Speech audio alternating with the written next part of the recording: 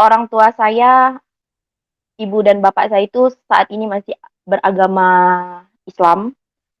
Kami dari suku Bugis, ibu dan bapak saya Bugis. Sepulang dari kerja, karena rumah saya dekat gereja, melihat gereja itu, melihat salib itu, seperti salib itu tuh terang, terang, terang banget. Kayaknya tuh indah, padahal bentuk tambah yang agak naik ke atas sedikit, gitu kan. Jadi saya lihat, ih, salib ini kok terang bener ya, subhanallah. Jadi masih sebut subhanallah, karena kalau orang kami, orang Islam, kalau misalnya melihat sesuatu yang bagus, itu pasti kami mengucapkan subhanallah, subhanallah bagusnya.